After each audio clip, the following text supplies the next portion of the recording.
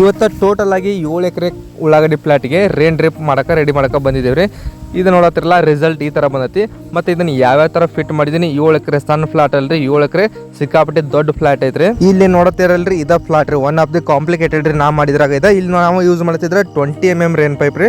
ಇದನ್ನು ನಾವು 8 ಅಡಿಗೆ ಒಂದು ಹಾಕೊಳ್ತೀವಿ. ಮತ್ತು 1000 ಮೀಟರ್ ಬಂಡಲ್ ಇರ್ತೈತಿ. 2700 ರೂಪಾಯಿ ರೀ ಬಂಡಲ್ಗೆ ಇದನ್ನ ಯೂಸ್ ಮಾಡ್ತೀವಿ. ನೋಡತ್ತಿರಲ್ಲ ಬಂಡಲ್ ಇದನ್ನ ಎಳೆಯೋದು ಅಷ್ಟು ಸರಳ ಇಲ್ಲ. 7 ಎಕರೆ ಐತಿ ಇದು. ಇದ್ರ ಜೊತೆ ಕೆಲಸ ಶುರು ಮಾಡಿಬಿಡ್ರಿ. ಹಂಗ ಟೋಟಲ್ ಆಗಿ ಈ ಪ್ಲಾಟಿಗೆ 200 PVC ಪೈಪ್ ಹೋಗಿದಾವ್ರಿ. ಇನ್ನು ಕೆಲಸ ಶುರು ಮಾಡಕತ್ತಾರ. ನಮ್ದು ಫಸ್ಟ್ ಕೆಲಸನ ಈ ಚೆಂಬರ್ಗಳು ಕಟ್ ಮಾಡ್ಕೋದ್ರಿ. ಯಾಕಪ್ಪ ಅಂತಂದ್ರೆ ಈ ಪ್ಲಾಟ್ ಒಳಗೆ ಟೋಟಲ್ ಆಗಿ 12 ವಾಲ್ನ ಸೆಟ್ ಮಾಡ್ಬೇಕ್ರಿ ನಾವು. 12 ವಾಲ್ ಅದಾವ ಟೋಟಲ್ ಆಗಿ.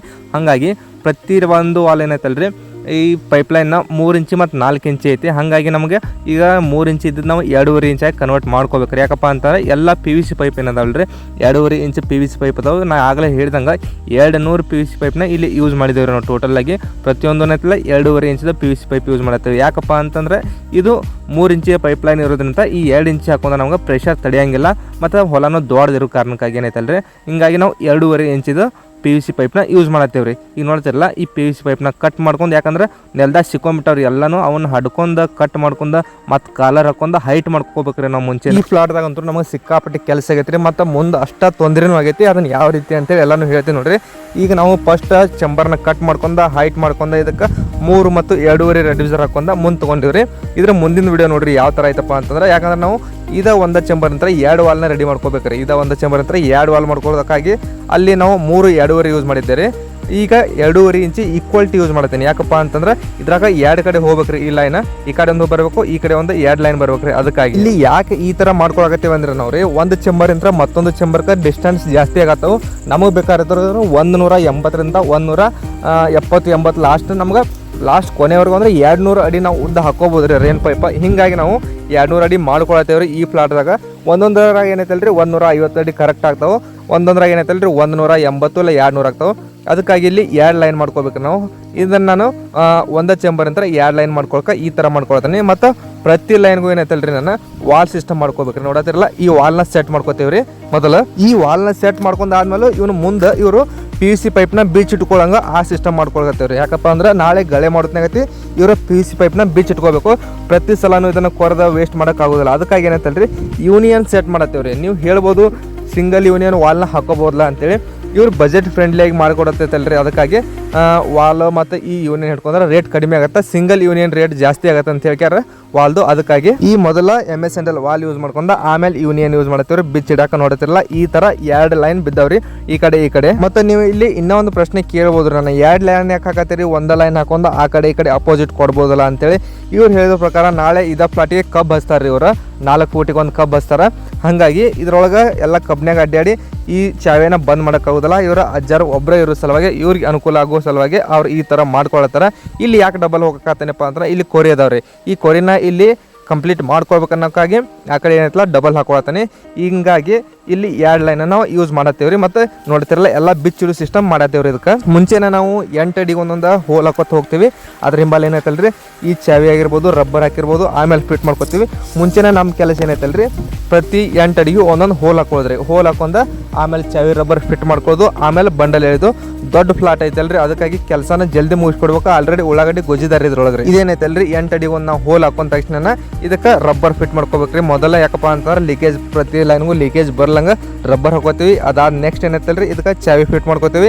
ಇದಾದ್ಮೇಲೆ ಇದು ರೊಟೇಟ್ ಆಗತ್ರಿ. ಯಾಕೆ ಮೇಲೆ ಹಾಕತ್ತೀವಪ್ಪ ಅಂದ್ರೆ ಇದನ್ನ ರೊಟೇಟ್ ಮಾಡ್ಕೋಬೋದು. ನಾವು ಏನು ಯೂನಿಯನ್ ಸೆಟ್ ಮಾಡಿದೇವಲ್ರಿ ಅಲ್ಲಿ ರೊಟೇಟ್ ಮಾಡ್ಕೋಬೋದು. ಹಿಂಗಾಗಿ ಇದನ್ನ ಮೇಲೆ ಹಾಕೋತೀವಿ. ಯಾಕಂದ್ರೆ ನಮ್ಗೆ ಅನುಕೂಲ ಆಗಕ್ಕೆ ಚಾವಿ ರಬ್ಬರ್ ಫಿಟ್ ಮಾಡೋಕೆ ನಮ್ಗೆ ಅನುಕೂಲ ಆಗಲಿ ಅಂತೇಳಿ ನಾವು ಮೇಲೆ ಹಾಕೋತೀವಿ. ಈಗ ನಾವು ನಮ್ಮ ಮುಂದೆ ಚಾವಿ ಹಾಕೋತ ಹೋದ್ರೆ ಇವರು ಬ್ರದರ್ ಹಿಂದಿನತ್ಲ ಇವಕ್ಕೆ ಚಾವಿ ಹಾಕೋತ ಬರ್ತಾರೆ. ನಾನು ರಬ್ಬರ್ ಹಾಕ್ತಿರ್ತೀನಿ. ಆಮೇಲೆ ಏನಂತಲ್ರಿ ಇದನ್ನ ನಮ್ಗೆ ಯಾವ ಕಡೆ ಬೇಕು ಆ ಕಡೆ ರೊಟೇಟ್ ಮಾಡ್ಕೊಂಡು ಇದಕ್ಕೆ ರೇನ್ ಪೈಪ್ನ ಫಿಟ್ ಮಾಡ್ಕೋತೀವಿ. ಇದು ನಮ್ಗೆ 2 ಲೈನ್ ಐತ್ರಿ. ಈ ಥರದ್ದು ಏನೈತಲ್ರಿ 11 ಲೈನ್ ಅದಾವ್ರಿ. 11 ವಾಲ್ ಕುಂದಿರ್ಸ್ಕೋಬೇಕು ನಾವು. ಹಿಂಗಾಗಿ ದೊಡ್ಡ ಪ್ರೊಸೆಸ್ ಐತಿ. ಎಲ್ಲನೂ ತೋರ್ಸೋಕ್ಕಾಗೋದಿಲ್ಲ. ಸಂಕ್ಷಿಪ್ತವಾಗಿ ಒಂದಿಷ್ಟು ತೋರಿಸ್ತೀನಿ ರೀ ನಿಮಗೆ. ಈ ಎಲ್ಲ ಚಾವಿ ರಬ್ಬರ್ನ ಫಿಟ್ ಮಾಡ್ಕೊಂಡಾದ್ಮೇಲೆ ನಾವು ಬಂಡಲ್ ಎಳೆಯಕ್ಕೆ ಸ್ಟಾರ್ಟ್ ಮಾಡ್ತೇವ್ರಿ. ಯಾಕಪ್ಪ ಅಂತಂದ್ರೆ ಇದರ ಹಿಂಬಾಲ ನೀರು ಹಚ್ಕೋತ ಬರ್ಬೇಕ್ರಿ ಅವರು ಉಳ್ಳಾಗಡ್ಡಿ ಹೋಗೋದು ಆಲ್ರೆಡಿ ಟೈಮ್ ಭಾಳ ಆಗೈತಿ ಮತ್ತು ಇದಕ್ಕೆ ನಾವು ನೀರು ಹಚ್ಚಲಿಕ್ಕೆ ಅಂದ್ರೆ ಇವನ್ನ ಇರುಬೀಳುವಂಥ ಚಾನ್ಸಸ್ ಜಾಸ್ತಿ ಇರ್ತದೆ. ಅದಕ್ಕಾಗಿ ಇದ್ರ ಹಿಂಬಾಲ ಏನು ಬಂಡಲ್ ಹೇಳ್ತಿರ್ತೀವಲ್ಲ ಬಂಡಲ್ ಎಳೆದು ಇವನ್ನ ಫಿಟ್ ಮಾಡೋದು ಎಲ್ಲನೂ ಒಂದೊಂದು ಎಕರೆ ಕಂಪ್ಲೀಟ್ ಮಾಡ್ಕೋತ ಬರತ್ತೇವ್ರಿ. ಆಗಲೇ ಹೇಳಿದಂಗೆ ಇದ್ರ ಜೊತೆ ನಾವು ಈ ಚಾವಿಗೆ ಈ ರೇನ್ ಡ್ರಿಪ್ನ ಕನೆಕ್ಟ್ ಮಾಡ್ಕೋತ ಹೊಂಟ್ಬಿಟ್ಟವ್ರಿ. ಯಾಕಪ್ಪ ಅಂತಂದ್ರೆ ನೀರು ಜಲ್ದಿ ಸ್ಟಾರ್ಟ್ ಮಾಡ್ಬೇಕ್ರಿ. ಈಗ ನೀರು ಜಲ್ದಿ ಸ್ಟಾರ್ಟ್ ಮಾಡೋದು ನಿಮ್ಗೆ ತೋರಿಸ್ತೀನಿ. ಇದ್ರ ಜೊತೆ ಏನತ್ತಲ್ಲ ಇಲ್ಲಿ ಕನೆಕ್ಟ್ ಮಾಡೋದು ಅಷ್ಟೇ ಸಿಂಪಲ್ ರೀ. ಕರೆಕ್ಟಾಗಿ ಕನೆಕ್ಟ್ ಮಾಡ್ರೆ ಲೀಕೇಜ್ ಬರೋದಿಲ್ಲ ಮತ್ತು ಇದು ಜಲ್ದಿ ಹಿರಿಯೋದನ್ನಿಲ್ಲ. ನಾವು ಲಾಕ್ನ ಅನ್ಲಾಕ್ ಮಾಡಿ ಹಿರಿಯೋ ಮಟ್ಟ ಜಲ್ದಿ ಹಿರಿಯೋದಿಲ್ಲ. ಅದಕ್ಕಾಗಿ ಕರೆಕ್ಟಾಗಿ ನಾವು ಫಿಟ್ ಮಾಡ್ಕೋಬೇಕ್ರಿ. ನೋಡೋದಿರಲ್ಲ ಇದು ಫಿಟ್ ಮಾಡ್ಕೋದು ಆಗೈತಿ. 2 ಎಕರೆ ಮುಗಿಸಿದ್ದೀವಿ ನಾವು ಆಲ್ರೆಡಿ. ಇದು 2 ಎಕರೆ ಮುಗಿದ್ಮೇಲೆ ಇನ್ನೂ ಆ ಕಡೆ ಐತಲ್ರಿ ಸಾಕಷ್ಟು ಐತಿ ಹೊಲ, ಅದನ್ನೆಲ್ಲಾನು ಫಿಟ್ ಮಾಡ್ಕೋಬೇಕ್ರಿ. ನಾವು ಇದನ್ನ ಕಂಪ್ಲೀಟ್ ಮಾಡಿ ಕೊಟ್ಟಿದ್ದೀವಿ. ಇವರು ಇದಕ್ಕೆ ನೀರು ಹಚ್ಚಬೇಕ್ರಿ. ಇದು ನೋಡತ್ತಿರಲ್ರಿ ಆ ವಾಲ್ ಮುಗಿದಾದ್ಮೇಲೆ ಮತ್ತೊಂದು ವಾಲ್ ಶುರು ಮಾಡಿದ್ವಿ. ಇದನ್ನ ಒಂದ ಲೈನ್ ಇಂದ ಇಲ್ಲಿವರೆಗೂ ತಂದಿದ್ದೀವಿ ಮತ್ತು ಇಲ್ಲಿ 2 ಲೈನ್ ಮಾಡ್ಕೊಂಡಿವಿ. ನೋಡತ್ತಿರಲ್ಲ ಈ ಕಡೆ ಒಂದು ಹೋಗ್ಬೇಕ್ರಿ ಮತ್ತು ಇಲ್ಲಿಂದ ಈ ಕಡೆ ಒಂದು ಹೋಗ್ಬೇಕು. ಹಿಂಗಾಗಿ ಇಲ್ಲಿ ಡಬಲ್ ಲೈನ್ ಹಾಕಿದೇವ್ರಿ. ಇದು ಈ ಲೈನ್ ಕಂಪ್ಲೀಟ್ ಆಗಿ ಕವರ್ ಮಾಡ್ತೈತ್ರಿ. ನೀರು ಪ್ರೆಷರ್ ಜಾಸ್ತಿ ಇರೋದ್ರಿಂದ ಕವರ್ ಮಾಡ್ತೈತಿ.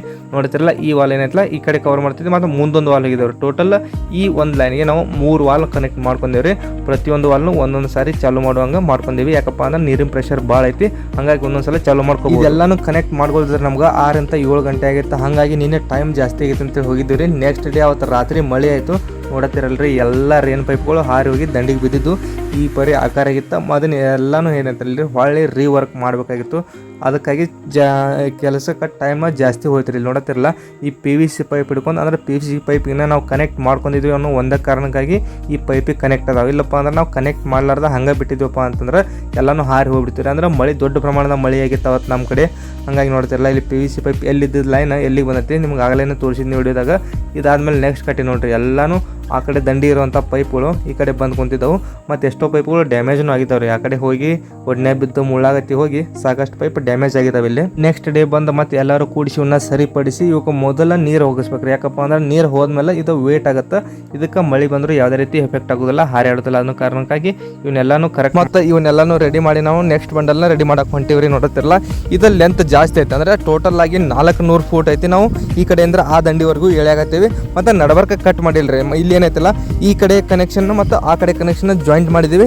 ನಡ್ಬರ್ಕ್ ಕಟ್ ಮಾಡಿಲ್ಲ, ಎಂಡ್ ಕ್ಯಾಪ್ ಹಾಕಿಲ್ಲ. 2 ಕಡೆ ಇಂದ ಸ್ಟಾರ್ಟ್ ಮಾಡ್ರೆ ಪ್ರೆಷರ್ ನಮ್ಗೆ ಕರೆಕ್ಟ್ ಆಗತ್ತೆ ಅಂತ ಕಾರಣಕ್ಕಾಗಿ ಕಟ್ ಮಾಡಿಲ್ರಿ ನಡ್ಬರ್ಕ. ಮತ್ತೆ ಇದನ್ನ ಹೇಳಿದ್ಮೇಲೆ ತೋರಿಸಿ ನೋಡ್ರಿ. ಇಲ್ಲಿ ನೋಡತ್ತಿರಲ್ಲ ಈ ದಂಡಿ ಅಂತ ನಾವು ಆ ದಂಡಿವರೆಗೂ ಸಿಂಗಲ್ ಲೈನ್ ಹೇಳಿದ್ವಿ. ನಡ್ಬರ್ಕ್ ಎಲ್ಲಿ ಕಟ್ ಮಾಡಿಲ್ಲ. ಇದು ಅಷ್ಟೇ ಈ ಕಡೆ ಅಂತ ಆ ದಂಡಿವರೆಗೂ ನಾವು ಸಿಂಗಲ್ ಲೈನ್ ಹೇಳಿದ್ವಿ. ಈ 200 ಫೂಟ್ ಅಂದ್ರೆ ಟೋಟಲ್ ಆಗಿ 400 ಫೂಟ್ ಇತ್ತು. ನಾವು ನಡ್ಬರ್ಕ್ ಕಟ್ ಮಾಡಿಲ್ಲ, ಹಾಗಾಗಿ ಈ ಕಡೆ ಮತ್ತು ಆ ಕಡೆ 2 ಕನೆಕ್ಷನ್ ಕೊಟ್ಟಿವ್ರಿ.